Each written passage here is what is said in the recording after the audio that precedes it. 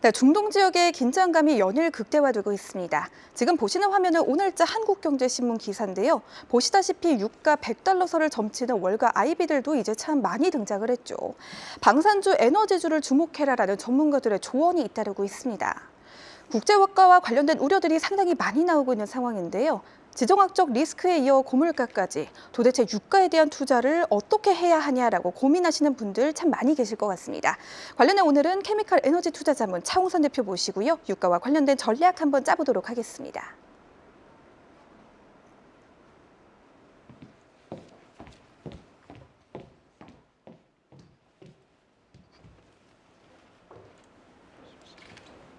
네, 본격적으로 이야기를 한번 나눠보도록 하겠습니다. 최근 유가에 대한 이슈들이 정말 많은데요.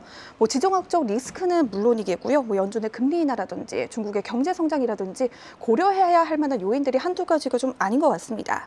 최근 원유 시장의 이슈들에는 어떤 것들이 있었는지 또 관련의 전망은 어떻게 보고 계신지 함께 짚어주시면 좋을 것 같습니다. 네, 결론적으로 말씀을 드리면 저는 중립 유가, 지금 현재 유가가 유지될 거다 이렇게 보는데, 그러니까 유가를 올리고자 하는 요인하고 유가를 내리고자 하는 요인을 좀 봐야 될 것 같아요. 유가를 올리고자 하는 요인에는 뭐가 있느냐면 첫 번째는 오펙의 감산입니다. 오펙의 감산이고, 제일 중요한 이슈는 지금 시장 금리는 떨어지고 있습니다. 그래서 미국의 기준금리가 떨어질 것이다. 그래서 시장 금리가 이미 선제적으로 반응하고 있기 때문에 금리가 떨어지면 석유 수요가 올라갑니다. 그래서 유가를 올리는 요인이 되겠죠. 그 다음에 플러스 오펙의 감산입니다. 오펙 플러스 체제가 감산하기 때문에 유가가 올리는 요인인데, 두 번째는 이제 그 다음에 이제 이런 여러 가지 이제 이란의 대응이라든지 이스라엘의 대응이라든지, 지금 이란은 대응은 했지만 이스라엘 같은 경우는 지금 현재 어느 일정 정도도 반응을 하고 있지는 않지 않습니까? 특히 이란 같은 경우는 그냥 유엔 헌장 51조 대응권 차원에서 움직였다. 그리고 더 이상 추가적인 공격은 하지 않을 거라는 거기 때문에 있다고 보고 있습니다. 그래서 보면 유가가 첫 번째 결론적으로 유가 올리는 요인은 오펙의 감산이라든지 금리 인하가 되겠는데, 유가가 내리는 요인도 충분합니다. 뭐냐면은 원래 이 유가가 움직이지 않게 하려고 테슬라 등 전기차 쪽 같은 경우, 테슬라가 한 100조 원 매출액인데 한 8개 정도 기업이 탄생을 했지 않습니까? 그래서 전기차가 대안이 될 수도 있고 이러니까.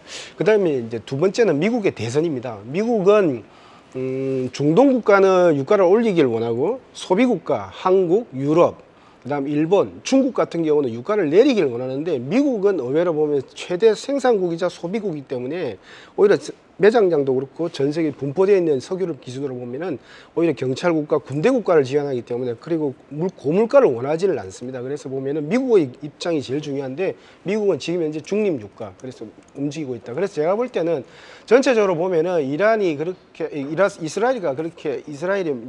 대응에 대해서 적극적인 공격을 취하지 않는다면 제가 볼 때는 유가는 현 수준에서 유지될 것이다 이렇게 보고 있습니다.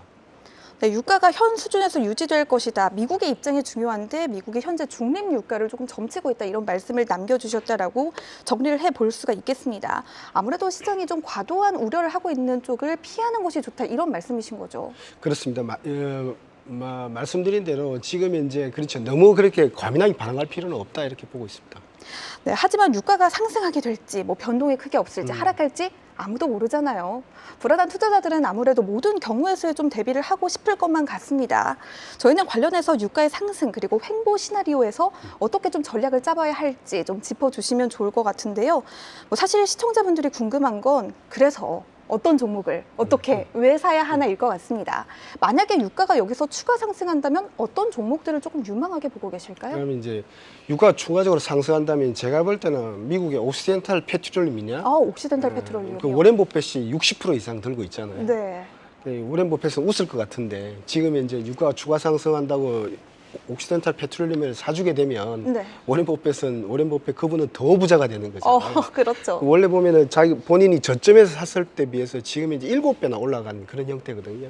그래서 유가가 만약에 이스라엘이 공격이 좀 과하다든지 이렇게 또 이란이 맞대응하게 되면 호르무즈 해협이 위험해진다 이래 되면은 제가 볼 때 추가 상승한다 보면은 미국의 옥시덴탈 페트롤륨이나 엑슨모빌도 괜찮다 보이고, 두 번째는 중요한 이슈가 뭐냐면은 오히려 테슬라를 사야 됩니다. 유가가 올라가면. 왜냐하면 대항마니까요. 그리고 두 번째는 만약에 크게 대박이나 이런 거 하려면 수소 쪽도 괜찮다. 왜냐하면 수소도 대항마를 키우는 것이다 이렇게 볼 수 있습니다. 네, 옥시덴탈 페트롤리움 그리고 수소 관련주 테슬라 한번 관련해서 좀 짚어보면 좋겠다 이런 말씀을 남겨주신 것 같습니다. 이번에는 두 번째 시나리오를 좀 넘어가 보도록 할게요. 만약에 유가가 별다른 움직임이 없다면 그때는 어떤 종목들을 사야 좋을까요? 화학이죠. 화학이요. 화학과 철강입니다. 네. 미국에 근데 이런 겁니다. 미국의 화학과 철강 기업 일부 기업은 사상 최고치를 치고 있습니다. 왜? 유가가 횡보할 것이다, 오히려 떨어질 것이다 보고 지금 현재 금리 인하가 되면 경제가 좋아질 것이라는 시나리오에 따라서 미국의 화학과 철강이 실적 자체는 반토막밖에 안 났어요. 반토막에서 굉장히 실적은 안 좋은데 미국의 네. 화학 기업들이 이미 금리 인하를 반영하면서 시장 금리가 떨어지는 걸 반영해서 사상 최고치를 치고 있는 뭐 미국의 웨스트레이크 케미칼이라든지 네. 미국의 철강 기업들이 있습니다. 그리고 두 번째 아시아 기업들도 인도 기업을 중심으로 인도, 베트남, 말레이시아를 중심으로 지금 현재 주가 올라가고 있고 네. 인도 기업 같은 건 사상 최고치를 치고 있습니다. 그래서 제가 볼 때는 사상 최고치에 있는 기업을 좀 따라가기보다는 조금 이등주셔도 괜찮을 것 같아요. 아시아 기업 좋습니다. 미국 기업 좋은데 미국 같은 경우는 미국의 다우케미칼 같은 경우가 제가 볼 때 웨스트레이크가 이미 사상 최고치를 쳤고 실적 대비 조금 밸류에이션이 높아요. 네. 근데 다우케미칼 같은 경우는 실적 대비 좀 밸류에이션이 낮기 때문에 미국의 다우케미칼이라든지 오히려 제가 볼 때는 제일 좋은 거는 아시아 화학들이다. 왜냐하니까 코로나에서 풀렸고 그다음에 경기가 반등해졌을 때 큰 폭의 수혜를 볼 수 있는 건 아시아 화학이다. 그래서 미국의 다우케미칼하고 미국, 보시면 알겠지만 미국의 웨스트레이크는 2021년 실적을 보면서 사상 최고치를 쳤거든요. 근데 미국의 다우케미칼은 그렇게 되지 않아요. 반응을 하지 않았어요. 그래서 네. 제가 볼 때는 미국 다우케미칼이 좀 좋아 보이고 아니면 아시아 화학이다 이렇게 봅니다. 예. 네, 미국의 다우케미칼 조금 눈여겨보면 좋다 이렇게 말씀을 남겨주셨고요. 아시아 주식 쪽이 더 유망한데 그중에서도 인도 관련된 주 지금 사상 최고치를 기록한 종목보다는 지금 약간 저가에 기록한 종목들을 조금 눈여겨보라라는 말씀으로 정리를 해봐도 좋을까요? 그래도 중국이라든지 베트남, 인도네시아 좋습니다. 왜냐하면 중국, 지금 베트남, 이제 인도네시아. 살아나고 있기 때문에 네. 중국도 어제 GDP 발표했지 않습니까? 네. 예, 중국 쪽 수출 많이 하는 기업 좋습니다. 예. 그럼 마지막으로 딱 한 종목으로 우리나라 기업들 중에는 어떤 종목이 좋을까요? 우리나라 기업 중에는 뭐 NCG 크래커, 예를 들면 뭐 대한야, 뭐 롯데케미칼 다 괜찮다고 네, 관심 있게 볼 필요가 있다 보고 있습니다. 네, 관련해서 우리나라 종목 중에서도 어떤 종목들을 주목해보면 좋은지 남겨주셨습니다. 지금까지 케미칼 에너지 투자자문 차홍선 대표와 함께했습니다. 오늘 말씀 고맙습니다. 예, 감사합니다.